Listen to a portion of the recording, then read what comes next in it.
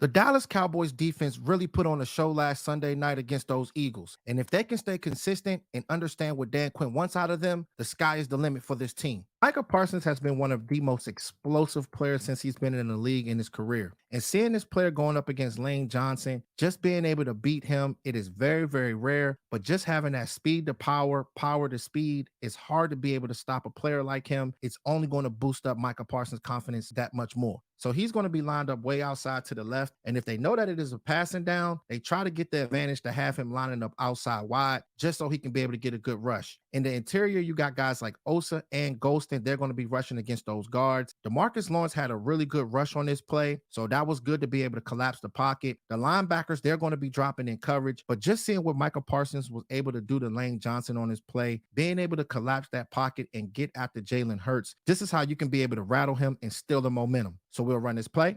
Michael Parsons exposed off the ball. And you see Lane Johnson, his left hand, he's holding him from the back.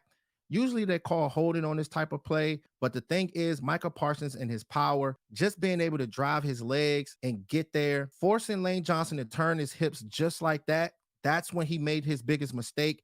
Because once he turned his hips like that, Michael Parsons gained all the advantage and he was able to close in on the ball and get after the quarterback. And you love to see things like this, Cowboys Nation, being able to force this guy into mistakes, closing in, collapsing the pocket. DeMarcus Lawrence actually did a good job on this play as well. The thing is, when you're going up against a guy like Michael Parsons, it only takes this guy a half a second to be able to close. With these pass rushers, it's not just Michael Parsons that can be able to get after guys. DeMarcus Lawrence can be able to do it. Dante Fowler, guys like Osa Odigizua. But just having that 1-2, regardless if Lane Johnson hasn't given up a sack in a very, very long time, it's alpha dog versus alpha dog. And this is what we need for this defense.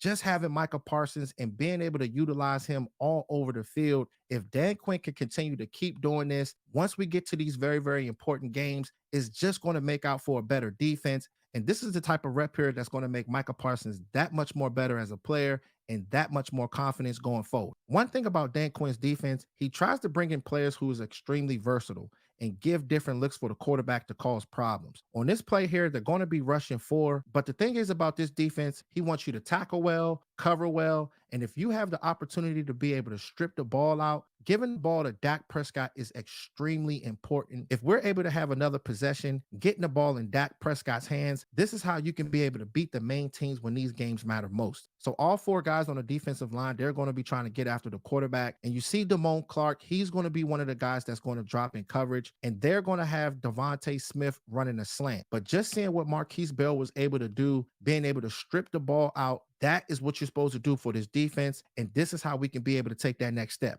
So we'll go ahead and run it. As you can see, Michael Parsons, he did get a good rush on the play, but Devontae Smith, he gained separation on Jordan Lewis. And this is what I was talking about with the arm tackling. You cannot arm tackle against these players, especially when a guy's in space. Donovan Wilson was another guy that missed that tackle. So it's extremely important to be able to stop a guy like this. But keying in on a guy like Marquise Bell, you can see with his right hand, he's about to smash that football out. Devontae Smith is holding the ball like a loaf of bread, and he sees it with his eyes. And it's great to be able to have a player that can just punch the ball out like this. So if you look at that right arm, he punches the ball out and the ball flips out of his hands. This is what you need, Cowboys Nation. Whenever you can have a player like that that can be able to punch the ball out, we know that these guys got to make these tackles, but Dan Quinn, he presses it. If you have that opportunity to be able to punch that ball out and get the ball back to Dak Prescott, this is how you can be able to flip games.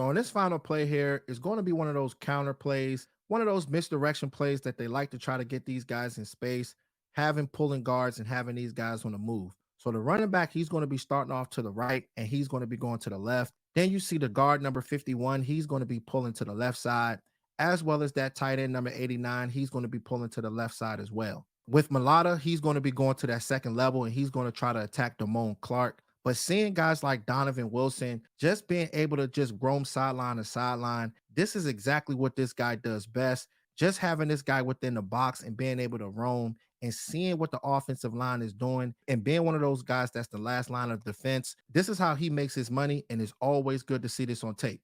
So we'll run this play. They're running the counter, and you see the guards, they're on the move right now. If you see that tight end, he's trying to get the Marquise Bell. Mulata, he gets down to the second level, but just seeing Donovan Wilson being able to slide his feet like that, just being able to read and diagnose the play, and just locking in and seeing what Swift is doing and trying to be able to knife in there to be able to make the tackle. It's always great to see. And this is what this guy does game in and game out.